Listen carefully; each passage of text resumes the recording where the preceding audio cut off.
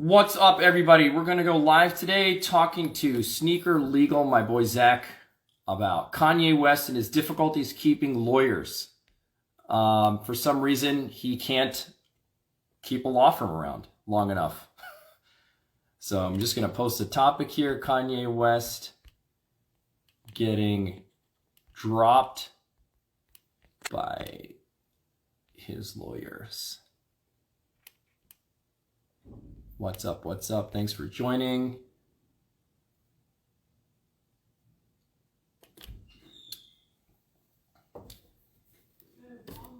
All right. Kanye West. Definitely not turning out to be the best client by any means for this law firm. Let's see here.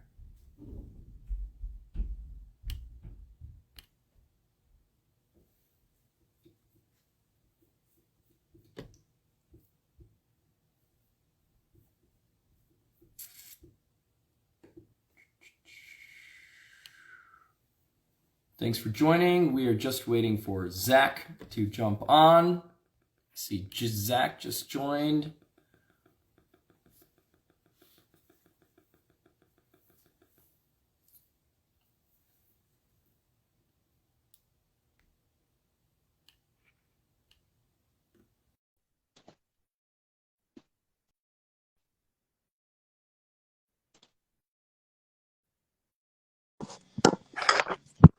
What's up, man? There he is. Hey, Raees, how you doing? I'm good. How are you, Zach? Good. Taking it easy this Sunday before these football games. I know, man. I hear it. Are you where are you right now? Well, you're in your office. Yeah, still in the New York office for now. Awesome. Yep. So, did you get pounded by some snow? We didn't actually. I wanted to. I was looking outside and expecting that, but we just got cold weather and a little rain last night, so nothing serious. Awesome. How about you guys? Yeah, dude, we can't really complain out west in the desert here, man. I mean, it's like in the upper 30s and 40s in the evening, but the days are beautiful. I mean, people still jogging outside in t-shirts and stuff, enjoying it, because they know what the summers look like at 115. So we're just chilling out here, man. I'm so jealous. I like snow once a year. That's about it. So otherwise, I know. The cool thing is in Arizona, we've got Flagstaff. So you can literally go up to Flagstaff, you can ski and come down and jump in your hot tub. It's pretty wild. So jealous. I love that. That would be such a cool opportunity to have. It's pretty cool. It's pretty cool.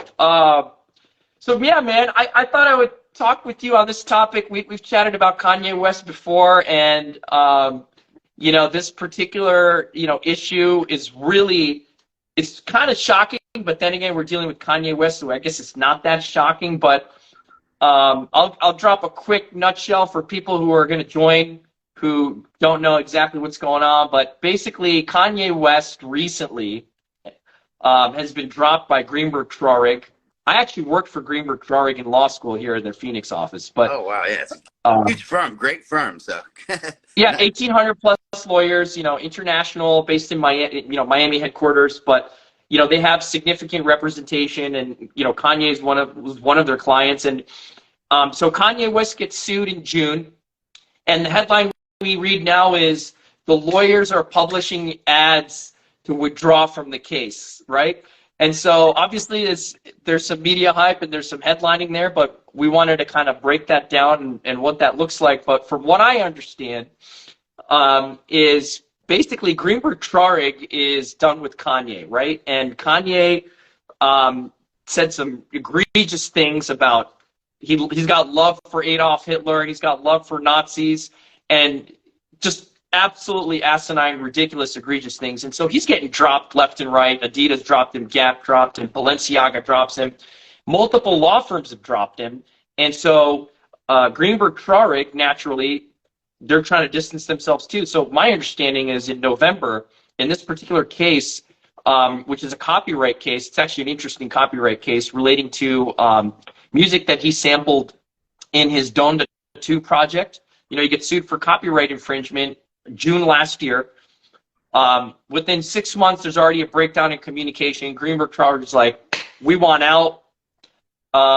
And apparently they texted him, like they communicated via text that they're withdrawing, but that wasn't good enough for the judge. But there's already a motion to withdraw, but the judge is like, you got to serve your client. And like, the guy won't answer our calls. He won't answer our texts. We can't personally serve him. So, like, give us permission to publish an ad, which is service under Rule 4 in most jurisdictions, right? So, did I get that right? Is that kind of your understanding? Yeah, you hit the nail on the head, especially in regards to this one. All the specific facts looked right. It's a lot to break down, though, and I guess just attacking just this first copyright case that you're talking about, I think it's like you said, just all us lawyers know that, there's a process. There's always a process, and it's always important to put stuff in writing. So to your point, I'm sure they sent multiple text messages, multiple emails. I'm sure they did their due diligence and tried to reach out to him. But when you don't know where he is or he's not responding, it's hard, So it's just crazy that, to me, it got to that area that you have to actually publish something in a newspaper, which, again, as us lawyers know, like, that's sort of, last kind of resort. It's like old school method, but some states still do that. But it's just crazy to hear that it got to that level. And then when you speak to non-lawyers about it, it's just even more ridiculous, because communication is so important in our profession and just in general. So it's crazy that any individual would have that type of breakdown, especially with their attorney who's trying to save their butt. They're on the same team. So it's really wild, because you're exactly right. The publication of the ad is like last resort. So when we read the headlines now that, this huge law firm is publishing an ad, it's kind of like, people made analogies to getting dumped by publishing it on the cover of a newspaper or something. It's not quite the same thing. Like, from what I understand, and looking at some of the filings even, Greenberg Traurig unequivocally told the guy, like, we're out, bro. Like, we're done. They texted in. My understanding is beginning of December. We're withdrawing. We're withdrawing from your case. But they had actually filed a motion to withdraw. My understanding is in November. So, and what they cited specifically was a breakdown in communication, which is interesting, right? It's funny. I was going to say, on that same note, I read, just like you said earlier, Kanye's had, I'd say, 20 lawyers, maybe in the past couple of years, like a lot of lawyers. I don't want to put exact numbers on it, but he's dropped 4 or 5 different attorneys previously. And the wording they use for the reasoning is irreconcilable differences between attorney and client relationships. So it's very similar to what you just said. Yeah. It's not like, somebody made a comment, Kanye did that on purpose, I think, a level of publicity. Perhaps. I mean, Kanye's Kanye. He'll do anything to get some eyeballs, it seems. But what's really, really wild in this is this is not the first time recently where a barrage of people have distanced themselves, particularly in litigation, where they're like, we might be getting paid. As far as I know, they're not citing non-payment. They're just like, we want to be as far away from you as possible. He's been sued like at least 4 or 5 times recently where all of the lawyers withdrew. Yeah. Right? Exactly. I think the divorce case most recently with Kim Kardashian was one where, from what I read in the media, and it was even public statements by his previous attorneys, he went through 4 different attorneys for that. And most recently, he had to hire a non-divorce attorney in Pennsylvania to represent him as one of the 5th attorney, I believe. So it's crazy just to see, like you said, just, any different level of attorney, everyone that he has just leaving him for different reasons. And sometimes it's not just for what he's saying, it's actually his actions. And I was surprised Greenberg Traurig was still with him, and, that they were even dealing with it that long. But I guess the communication was even the final, cherry on top. I think you're right. I think it's not one thing. I mean, for a big law firm, especially, and a big client, I mean, Kanye West, whether you like him or not, at least outwardly, before all the crazy bigotry came out about him and what he said, anti-Semitic comments, before all that, he would be like a who's who type of client, and any law firm would love to have him, right? Yeah. But it came back and bit him in the ass pretty hard, and now nobody wants to be associated with him. And the wild thing is, you're right, the family law case with Kim Kardashian, I think he went through 4 or 5 family law attorneys. Yeah. Yeah, that was the You last know, I read. I think I read the same thing. It was about five, and because of that, he had to reach out to someone who was, more of a deal-making attorney, a transactional attorney, instead of someone who specialized in family law. So I'm sure, again, I can't speak. I'm sure all attorneys are great that he has, but I'm sure it hurts when you go from one attorney to two attorneys to three attorneys during a case. And sort of tying this back into the article that we were originally talking about, I think that's sort of why the judge and everyone made a big deal out of publishing this, because there's a process to withdraw from an attorney, and depending on the time of the trial and depending on where it is, they might not even let you. So the fact that it's already late in the stage of a copyright trial and they're publishing like that is really astonishing. and actually, it's a really good point. And one of the reasons the judge said, listen, I understand the lawyers filed a motion saying, look, we've texted him. We communicated whatever, December 8th, 3rd or 8th via text, and then he ghosted us. They specifically kind of, in lay people terms, we got ghosted by Kanye. And the judge says, well, under ethics rules, right, and under the rules of procedure, you have to give actual constructive notice, and there has to be some tangible proof that he kind of understood that. And like you said, last ditch resort is publication. And I'm surprised that they didn't move to have the text message communication be deemed, that you can actually motion for a text being valid service too. But anyway, they're right. I mean, look, it's all over headlines now. I mean, clearly, Yeah. clearly, everybody and their grandmother knows that Greenberg Trarig's trying to get the hell away from Kanye. But it's interesting because it was when the judge said, in this particular case, in the copyright case, it was right when the judge said that they're going to set this case for trial in November. And they're like, dude, there's no way. The lawyers were like, there's just no way we can be associated with this. And that was sort of the point I was trying to take, because, anyone like Gap, all those kind of companies that had a relationship with Kanye, they're actually bound by a contract. So in order to leave Kanye, if he makes statements or, for whatever reason, there has to be some sort of termination or some sort of default in the contract. But as an attorney, the attorney-client relationship, people could leave us at any time they want. If my clients hear me talking now, they could say, all right, I don't like Zach, and peace out, And the same thing with lawyers. I mean, there might be morals clauses and that kind of stuff, but usually if we don't, jive with who our client is, or if we don't have that kind of relationship, we could get out. So it's just crazy to me still that, they had that opportunity, and then there was the process, and it was just so late in the trial. And like you said, it just ended up going out that way. So it's still just unreal to me that the communication broke down that way. And I feel like a lot of people just don't understand the basics behind the attorney-client relationship and how important it is for communication.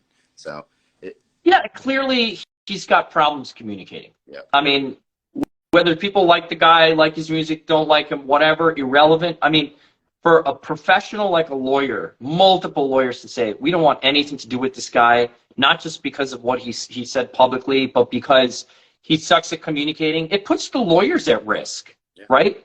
Yeah. In this copyright case, what I understood, at least, is there were settlement offers coming through, and they're like, Kanye's not responding.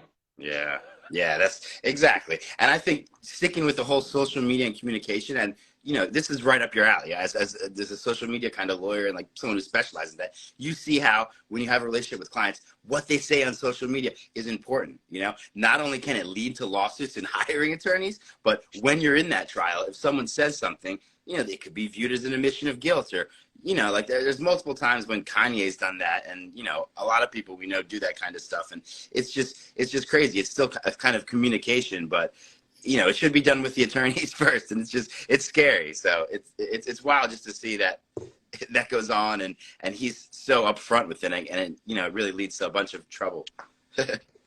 One of the major takeaways in my view of this, and it's a lesson for everyone, celebrities, non-celebrities, that listen, you get to pick your lawyer, okay? If you're in a dispute and your lawyers are telling you this is not working out, you're not communicating, number one, you either fix the problem by communicating, or number two, you fix the problem by changing law firms, not completely ghosting everybody. Meanwhile, there's active litigation going on. He could get hit with the default judgment. He doesn't seem to care, but I think the takeaway is communication's key. Like, you need to be able to have frank discussions with your lawyers, regularly, and certainly it goes the other way too. Like lawyers sometimes are guilty of not having adequate communications with their client, maybe not responding fast enough. I feel like in today's era of instant communications, if a client sends you a text at 5 a.m. on Saturday morning, Right. right, or 10 p.m. on Sunday night, there's almost an expectation that you're going to respond very quickly. But Yeah. here it's the flip side. It's the lawyers seem to say this guy's terrible. He's going to put us at risk, and there could be malpractice implications. Yep. If we lapse a deadline because we absolutely can't get this guy to respond. Yeah. Have you paid attention at all, Zach, to this specific copyright issue and like why he's getting sued? I did a little digging on this case just before I posted, but I mean, the facts you talked about earlier were pretty, pretty on point with this. But I've just noticed that, when you're in the music industry, people come out of the woodwork with copyright claims, here and there, whether it's they just have, a little small verse that you took from them or this or that. I'm not saying they're meritless, but at the same time, I think he had a bunch. I know for a fact he's a lot of copyright claims, a lot based on Donda from this most recent one. And then you throw in the divorce case and you throw in Adidas and Gap. And, I'm sure he has a lot of stuff going on, and it's all attorneys, So I wouldn't be surprised if he spends 8 hours a day talking to different attorneys about all this stuff. So you're right. And here's what I understood and why I thought this copyright case was particularly interesting, because he sampled his Donda 2 album was self-released, right? He was the the publisher, if you will. There was no label. And what most labels do, this, before an artist launches or before they launch, the album and publish everything, they check for potential infringement claims. They're going to check for sampling. Yep. I mean, most artists know that if I'm going to sample something, I'm going to need to get permission. And if they don't know, the label's going to know. Yeah. In this instance, Kanye West sampled, and I forgot, it was a 1986 song, and I forgot, maybe somebody who's watching can chime in on it. But this was that one. You're right. Keep going. I remember he had like 3 or 4 that were based on. Keep going. I'm not going to steal your thunder. I sort of. Yeah, no, you're good. You're good. It was a 1986 song that he sampled, and he sampled it, according to the infringement lawsuit, like 22 times. This wasn't like a quick and dirty. It was a big part of the song, allegedly, at least by the plaintiffs. And so I think it was Ultra Music Publishing, who owns the rights to that song, sued, saying this is infringing, it's sampling, and it's black and white. Like, it's likely not something you want to try in front of a jury who's going to find this guy who's making anti-Semitic comments, find him to be intentionally infringing.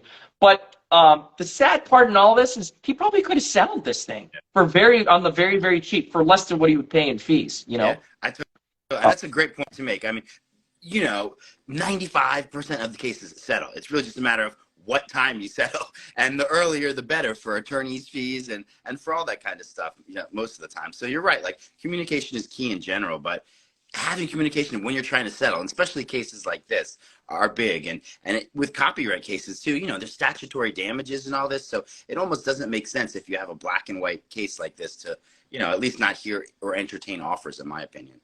But, it's go ahead. Yeah, what were you going to say? No, I was going to say, I feel bad sort of sitting here bashing it, Kanye, yay, as he wants to be called now, and all that, because, he has a lot going on. And from what I understood, it looks like he might have been getting married during all this time and stuff. So, like I said, if he probably could waste 10 hours a day speaking to attorneys about all these cases. So, like, I hope that he's resolved all these issues that we're talking about right now and actually is communicating with his clients and or communicating with his attorneys and, hopefully trying to resolve all this stuff. But it's just textbook lack of communication. And like we've talked about the whole time, it hurts the attorneys and it really hurts the whole relationship. It makes everyone look bad, in my opinion.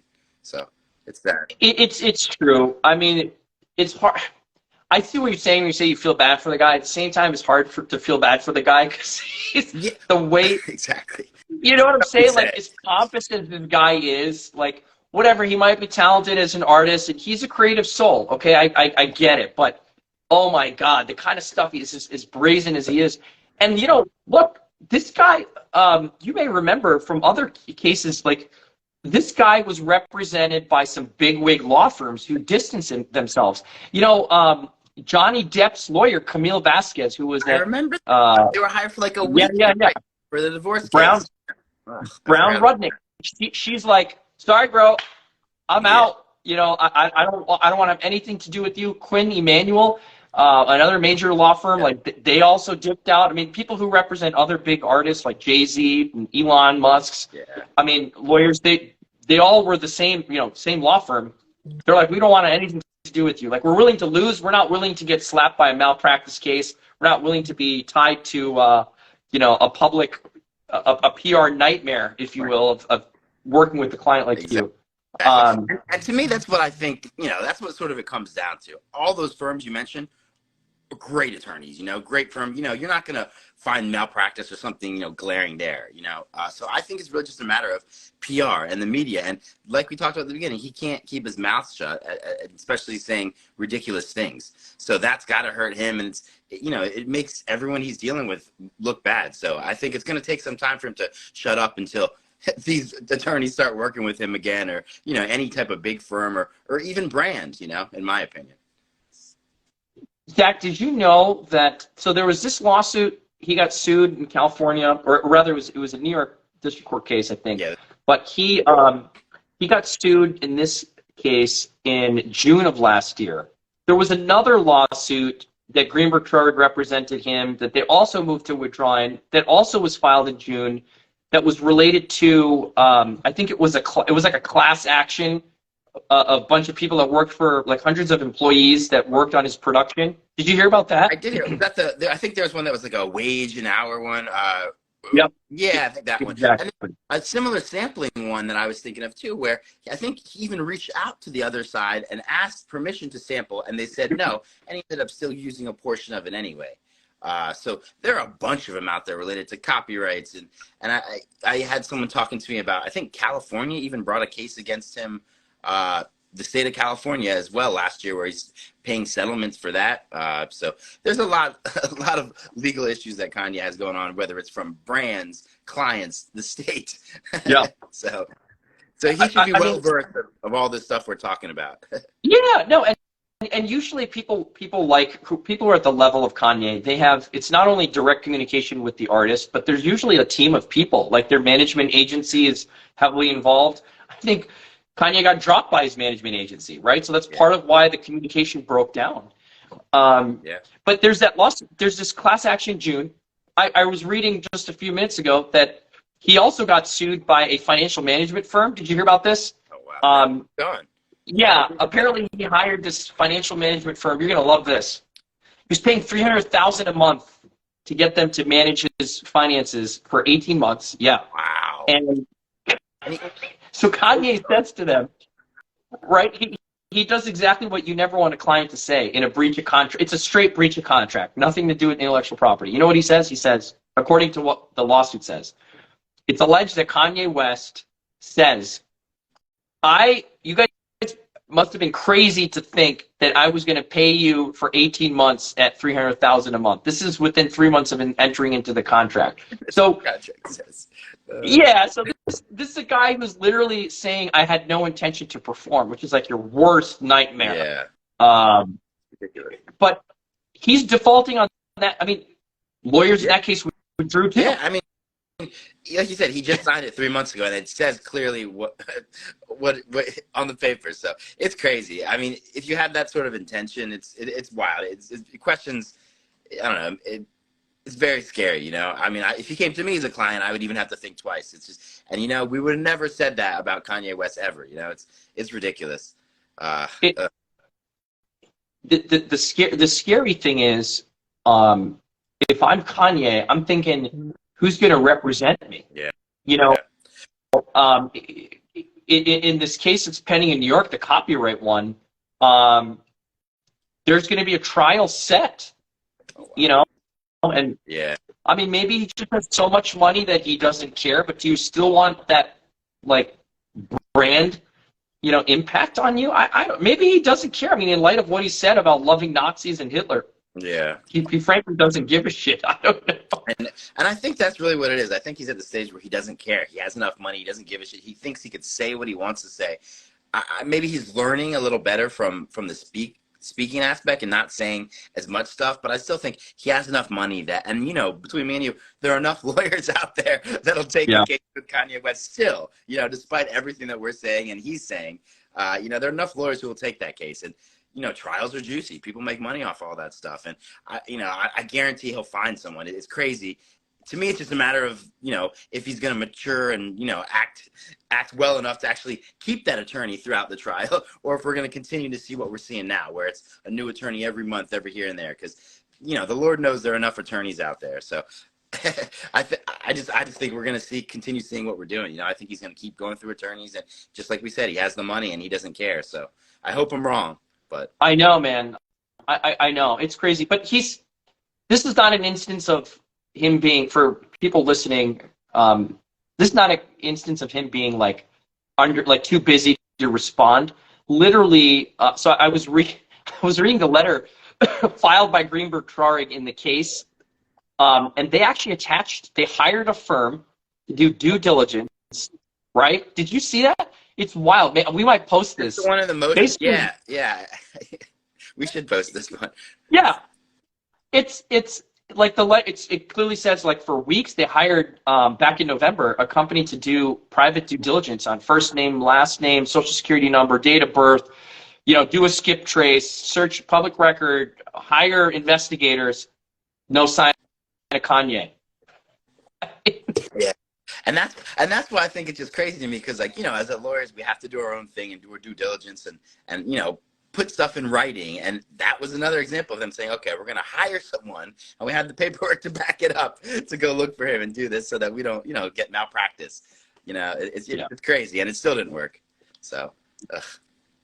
What do you think, just knowing Kanye and how unpredictable he is, what's your prediction with how this particular copyright case is going to end? What do you think? I mean, you know, everything settles. I think eventually he's going to get one of these, hopefully before trial, for his sake, financially. But I think it's going to settle soon. To me, all these should be settling. They seem to be black and white. And most of the instances, you know, there's even facts that show that he reached out and knew that he should have got a license, or he should have, you know, got permission before sampling or before doing something. And I'm sure Donda's doing great making money. So I think these will all settle. It's just a matter of how much more we're going to hear of this craziness about Kanye. You know, it's one thing when brands are dropping you, but when attorneys are dropping you, I think it's you know, it's telling even more. So it's you know, it's unfortunate because he's such a public player. He's in the press so frequently that I think that it kind of impacts. Like, I think in one sense, people look at this and say, well, this is something that I might do to my lawyers, or this is something that actually is something that's legit. Like, you can ghost your lawyers in the middle of a case and not have to worry about it. To some degree, I would say people might start thinking that that's okay, because if a guy like Kanye West can do it, then so can I. I mean, I don't know. I'm just watching commentary on Reddit and commentary in different forums, and people are latching onto him pretty closely. It's crazy. yeah, no, I appreciate it. Sorry, I had the doorbell ring. No, I agree. Oh no, you're good. I totally agree with you, Raees. It's going to be interesting to see. I mean, in general, and it shouldn't get to this, but I don't know. I hope that we're talking about something different a little bit. We're talking about something new that he's doing, or a new sneaker, or something new that he comes out with instead of this stuff. By the way, speaking of new sneakers, what's going on with the shoe sales? I mean, he got dropped from Adidas at all. Adidas, last I saw, they were doing like basically yard sale like prices on these things. Yeah, so I've heard that they're scrapping all of his trademarks. The name Kanye, and I got a box around here somewhere, I'm sure, but you know, it has the Yeezy branding all over it. So from what I hear, they're taking it off and they're still selling everything. There was some crazy number that they said they still have stock left. So they got to start making money instead of losing it, Adidas specifically. So I think sometime soon, if we haven't seen them already, they're going to be re-releasing these Yeezy 350s without the word Yeezy. They're going to be the Adidas 350 or, you know, Adidas 450, just different colorways. So I'm sure we'll be talking again about that and, you know, the implications there. So it'll be interesting to see that as well. What's up, Chris? Nice to see you, man. What do you think, Zach? What's your take on this? What are the chances that, since his prior label brand, his prior shoe design is at least his branded version is going to be discontinued. What are the chances that that goes up in value? It's crazy. So I've been watching already, and I'm selling a lot of mine. I don't like some of the stuff he's saying, made me mad. So I've been selling mine, and the prices sort of have been going up and down. But you're right. Like, I think the OG versions are at some point going to go up because, they're going to be gone. There's not going to be as many of them. And then all these new branded versions, differently branded versions that are just Adidas are probably going to make the market go down a little because from what I'm seeing, people don't really like it.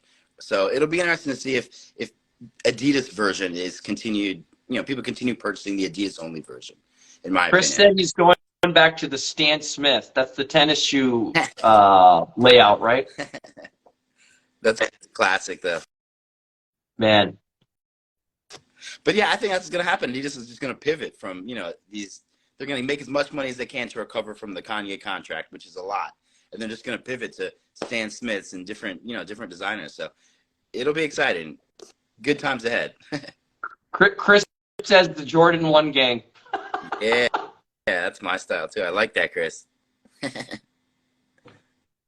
Well, Zach, That's fine. any final closing comments on this whole debacle with just refusing to communicate with your lawyers in the middle of these various lawsuits and what people can learn from this? Yeah, I think we hit the nail on the head today. The most important thing is communication.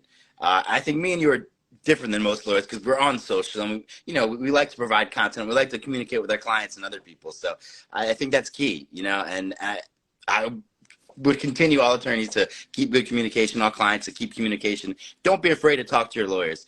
Kanye is a big shot and something that we could actually talk about, but don't be afraid to talk to your lawyers and ask questions before you post on social or if you have anything.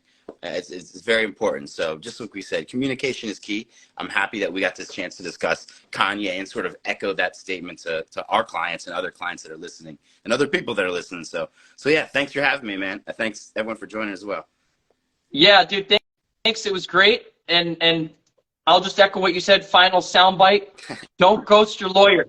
Don't ghost your lawyer. Even if it's about money, you can always work it out. But the lawyer's the last person you ghost, right? Exactly. And I think that's a key point. We should have started that before. I was thinking about this. But, fees. Don't be afraid to talk to your lawyer if they're going to charge you $5 or whatever it is, or, for a 5-minute conversation. If that's the case, find an attorney like me and Raees who have good firms that work for flat fees and other kind of rates that you feel comfortable. So yeah, it's a good ending note. Thanks, man. Well, dude, enjoy some football. Always great chatting with you. Let's do this again soon. Definitely. Likewise. Thanks, man. Have a good Sunday. All right, my man. Take it easy. Take it easy.